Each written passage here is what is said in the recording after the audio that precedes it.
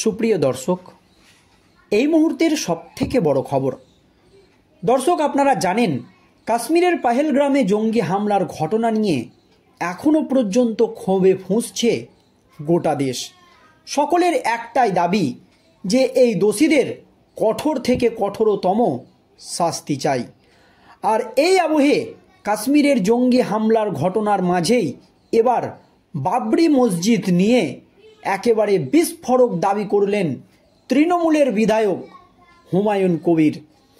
আর কাশ্মীর ইস্যুতে তার এই মন্তব্য নিয়ে রাজ্য রাজনীতিতে ইতিমধ্যেই নতুন করে শোরগোল পড়ে গিয়েছে। দর্শক, আপনারা জানেন কাশ্মীরের পাহেলগ্রামের এই জঙ্গি হামলার ঘটনায় ২৬ জন নিরীহ ভারতীয় পর্যটকের মৃত্যু হয়েছে। তারপর থেকেই পাকিস্তানের বিরুদ্ধে একাধিক কঠোর পদক্ষেপ নিয়েছে কেন্দ্রের নরেন্দ্র মোদী সরকার। দর্শক, আপনারা জানেন সিন্ধু জলবন্টন চুক্তি থেকে শুরু করে সমস্ত ভারতে থাকা পাকিস্তানি নাগরিকদের ৪৮ ঘন্টার মধ্যে দেশ ছাড়তে বলা হয়েছে। প্রধানমন্ত্রী নরেন্দ্র মোদী সৌদি আরব সফর কাটছাট করে তড়িঘড়ি ভারতে ফিরে এসে সর্বদলীয় বৈঠক ডেকেছে। সমস্ত দলের নেতামন্ত্রীরাই কেন্দ্রীয় সরকারের পাশে দাঁড়িয়েছে।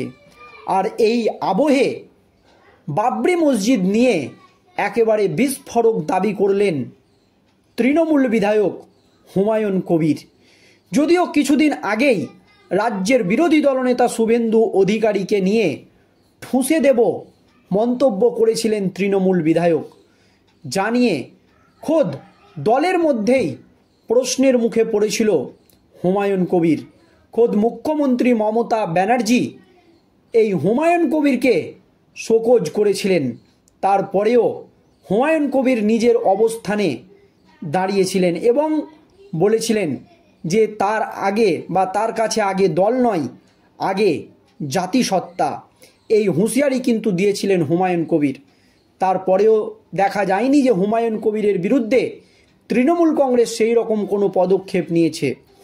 যদিও এবার কাশ্মীর ইস্যুতে যখন রাজ্য রাজনীতি একেবারে তোলপাড়, তখন এই বাবরি মসজিদ নিয়ে এই বক্তব্য দিয়ে নতুন করে আবারও আলোচনার কেন্দ্রবিন্দুতে উঠে এসেছে হুমায়ুন কবির। তিনি কি জানিয়েছেন বাবরি মসজিদ নিয়ে জানাবো দর্শক আপনাদেরকে। কিন্তু এই কাশ্মীর ইস্যুতে কিছুদিন আগেই বা যখন এই ঘটনা ঘটে তখন আরও একজন তৃণমূল নেত্রী বিস্ফোরক মন্তব্য করেছিলেন। তিনি স্পষ্ট জানিয়ে দিয়েছিলেন যে ওয়াকফ ইস্যু থেকে নজর ঘোরানোর জন্যই বিজেপি সরকার পাহেলগ্রামের এই ঘটনা ঘটিয়েছে, এমনই কিন্তু বিস্ফোরক দাবি করেছিলেন ওই তৃণমূল নেত্রী। আর এবার বাবরি মসজিদ নিয়ে একেবারে প্রশ্ন তুলে দিলেন হুমায়ুন কবির। তিনি কি জানিয়েছেন বাবরি মসজিদ নিয়ে, তার কি বক্তব্য দর্শক শুনুন। মুর্শিদাবাদের বেলডাঙায় বাবরি মসজিদ তৈরি করবেন হুমায়ুন কবির, এমনই কিন্তু তিনি জানিয়েছেন। গত বছরের ৯ই ডিসেম্বর ঘোষণা করেছিলেন ভরতপুরের তৃণমূল বিধায়ক হুমায়ুন কবির। এর জন্য ট্রাস্ট গঠনেরও কথা জানান, কিন্তু এবার সেই ট্রাস্টের নাম নিয়ে পিছু হটতে হলো ভরতপুরের তৃণমূল বিধায়ককে। তারপরেও বাবরি মসজিদ নিয়ে তিনি একেবারে অনড়। ট্রাস্টের নাম বাবরি মসজিদ ট্রাস্ট রাখতে চেয়ে আবেদন করেছিল হুমায়ুন কবির, কিন্তু কেন্দ্রীয় স্বরাষ্ট্র মন্ত্রকের তরফে আগেই সমস্ত রাজ্যকে জানানো হয়েছে বাবরি মসজিদের নামে কোনো ট্রাস্ট গঠন করা যাবে না। তাই ট্রাস্টের নাম বদলাতে চান এবার চাপে পড়ে তৃণমূল বিধায়ক। সোমবার TV9 বাংলাকে দেওয়া সাক্ষাৎকারে হুমায়ুন কবির বলেন, বাবরি মসজিদ ট্রাস্ট রেজিস্ট্রেশনের জন্য মাস দেড়েক আগে কলকাতার অফিসে আবেদন করেছিলাম।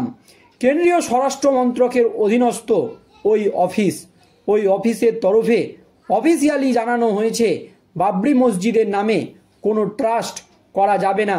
যারা পদাধিকারী তারাই থাকবেন, শুধুমাত্র ট্রাস্টের নাম বদলাতে হবে। আমি সিদ্ধান্ত নিয়েছি ট্রাস্ট থাকবে, নাম বদলে দেব, এমনই বার্তা দিয়েছেন তৃণমূল বিধায়ক হুমায়ুন কবির। এর পরপরই তিনি জানান ৯ জনের এক্সিকিউটিভ বডি থাকবে ওই ট্রাস্টে। আমরা নতুন নাম জমা দিলে 7 দিনের মধ্যেই রেজিস্ট্রেশন হয়ে যাবে। ট্রাস্টের নাম পরিবর্তন করা হলেও মসজিদের নাম যে পরিবর্তন করবেন না তা স্পষ্ট করে দিয়েছেন হুমায়ুন কবির।